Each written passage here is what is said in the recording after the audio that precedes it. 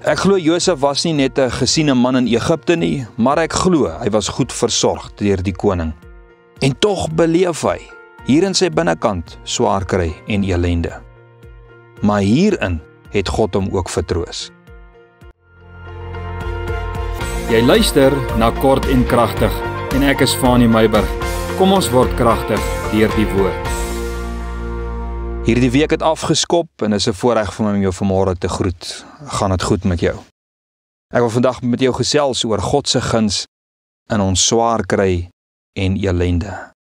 En ons deel so 'n bietjie rondom die lewe van Josef en ek het weer eens vandag 'n gedagte wat ek met jou wil deel. Jy weet, ek kan net dink die verwerping en die hartseer en die hordes vrae wat Josef moes gehad het nadat sy broers hom verkoop het soos 'n dier en as 'n slaaf aan smouse.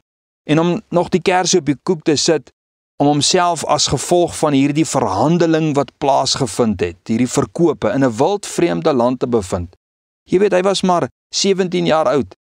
Hy was sy pa se liefling, hy was tuis tussen sy broers en aan sy ma se etenstafel. Maar nou is hy in 'n vreemde land, vreemde mense, vreemde God, 17 jaar oud. Hy het groot geword met die God van sy oupa grootjie Abraham, sy oupa Isak en sy pa Jakob. Sy God was die God van Abraham, Isak en Jakob. Maar nou staan hy alleen met net sy God. Hy beleef sy verwerping en sy verlange en eensaamheid in 'n vreemde land, beleef hy as swaar kry en elende. Want nie net het sy broers hom verkoop nie, maar onder valse beskuldigings moes hy 2 jaar in die tronk deurbring. Soos wat ons Vrydag gesien het, het God uit die nood van Farao Josef uit die tronk laat kom. Hy was deur die koning aangestel oor die hele Egipte land. Hy was asof hy 'n second in charge was. Nou is hy 30 jaar oud. 11 jaar het hy vir Potifar gewerk, 2 jaar in die tronk en binne die volgende 7 jaar gee sy vrou geboorte aan 2 seuns in afsonderlike tye. En hier kom dinge vir my so mooi deur God se woord bymekaar. Kom ons lees gou Genesis 41 vers 50 tot 52. Vir Josef is 2 seuns gebore voordat die jaar van hongersnood gekom het, wat Asenat, die dogter van Potifera, die priester van On, vir hom gebaar het. En Josef het die eerstgeborene Manasseh genoem, want het hy gesê, God het my al my moeite laat vergeet en ook die hele huis van my vader. En die tweede het hy Ephraim genoem, want het hy gesê, God het my vrugbaar gemaak in die land van my elende. Josef gee sy 2 seuns betekenisvolle name, Manasseh en Ephraim, want sê hy, hierdie 2 seuns is die teken dat God my getroos het deur my swaar kry te vergeet. Die swaar kry van verlange na my mense en die wandaad wat deur my gepleeg is deur my broers, en dat God my vrugbaar gemaak het, te midde van die feit dat ek in 'n vreemde land 'n vreemde meisie moes getrou het. God het hom getroos deur sy nageslag. Jy weet, geld en middele, nee, daai nood wat 'n mens het van geld en middele is vir 'n mens soms erg en dit is vir jou swaar en dit is moeilik. Maar weet jy, wat vind ek deur my kort jare in die lewe? Oor die lippe van paas en maas en kinders wat vir hulle die ergste is verlies aan hulle geliefdes. Ek het al rondom karige tafels gesit en dan treur hulle nie oor hulle tekorte nie, maar hulle treur oor hulle geliefdes.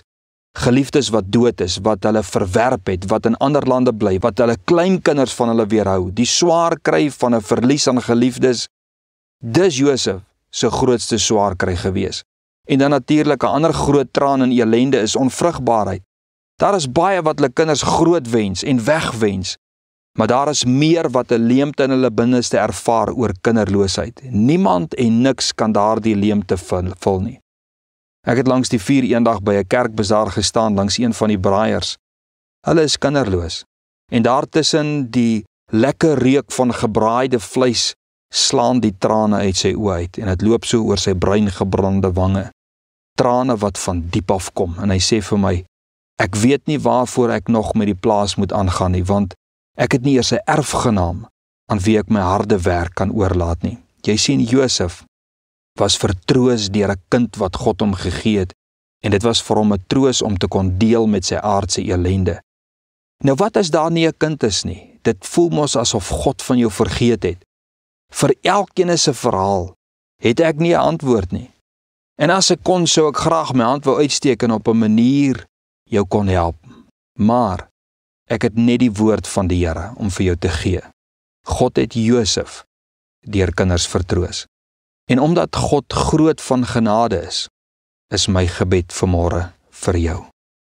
God van Abraham, Isak en Jakob, God van my en God van elke luisteraar, my gebed is, dat U elkeen sal vertroos in hulle verlange, in hulle verlies, in hulle swaar kry en in hulle elende. Dat U hulle sal vertroos op ander wyses wat hulle hart sal troos, dat hulle ook U guns in hulle swaar kry en elende sal ervaar. Here, dit is my nederige gebed vanmôre, in Jesus se naam. Amen.